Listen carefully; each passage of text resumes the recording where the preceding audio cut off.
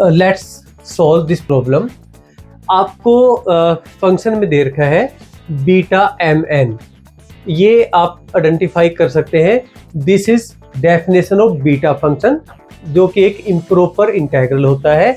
अब ये एक प्रॉपर्टी होती है बीटा फंक्शन की, बीटा एम प्लस वन और beta m plus one n plus beta m comma n plus one किसके इक्वल होता है। ये डायरेक्ट प्रॉपर्टी होती है। अगर आपको प्रॉपर्टी याद है तो आप डायरेक्ट इसमें टिक कर सकते हैं और हम इसको प्रूव करना सीख लेते हैं कि कैसे करते हैं। तो अगर हम इस डेफिनेशन का यूज करते हैं तो जो बीटा की वैल्यू है वो क्या होगी, हम बीटा फंक्शन के लिए वर्कआउट करते हैं। देखिए ध्यान से, ये बन गया आपके पास 0 to 1 beta m plus n. तो जहां पे m है वहां पे m प्लस 1 बन जाएगा, यानी कि ये बन जाएगा m और 1 माइनस एक्स n माइनस 1। क्योंकि यहाँ पे m प्लस 1 है ना, तो इसकी पावर 1 से इंक्रीज कर देंगे dx, फिर आएगा प्लस 0 to 1 x की पावर m तो सही रहेगा ऐसे ही, और 1 माइनस एक्स की एक पावर इंक्रीज कर देंगे हम।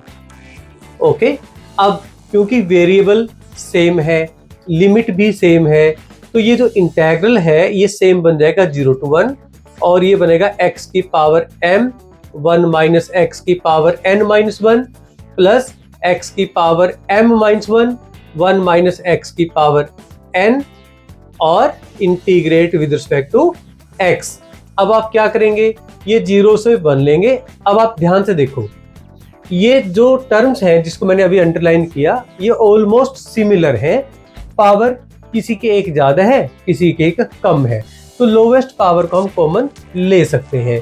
तो हम क्या करते हैं, x की पावर m माइनस 1 और 1 माइनस एक्स की पावर n माइनस 1 को कॉमन ले लिया।